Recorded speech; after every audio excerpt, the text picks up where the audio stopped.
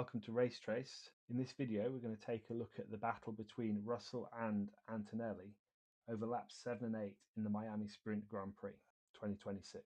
I've extracted the speed traces for the two drivers over the 2 laps they were battling each other, and I've plotted them out so we can see the difference and try and understand how the overtakes that happened. This is lap 1 and this is lap 2, or this is lap 7 and this is lap 8, depending on how you want to think about it.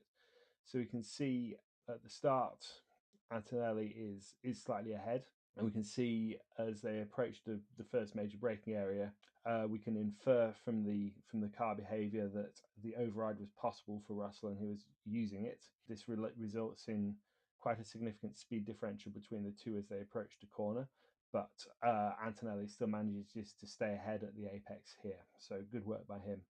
And again, as we move on to the next big stop, we can see again the override mode is available to Russell here, whereas Antonelli is likely to be in super clipping mode based on the throttle and speed and acceleration.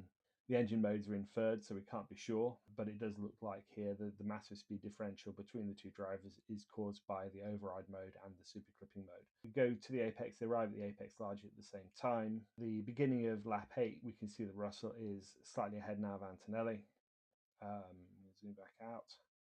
Zoom back out, and we can see they're relatively matched. Antonelli has a slight speed advantage in the second corner, but then Russell has a speed advantage over the next part. So they're basically neck and neck at this point. Maybe Russell's slightly ahead, and then we see as they approach the next big stop that round about here we can see that Antonelli gets access to the override, so a few more kilowatts of power, leading to quite a significant speed differential between the two of them, which means that Antonelli arrives slightly ahead of Russell into corner. There looks like a little bit of noise on the Russell speed trace, but we can reasonably infer that he gets there first.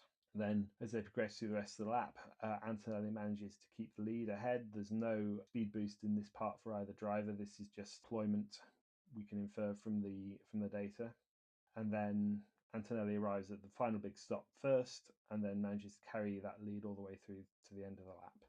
Hopefully this overtake analysis has been useful and shed some light into how these passes are being made by the drivers in this style of Grand Prix racing. Thank you very much for listening, and see you in the next video.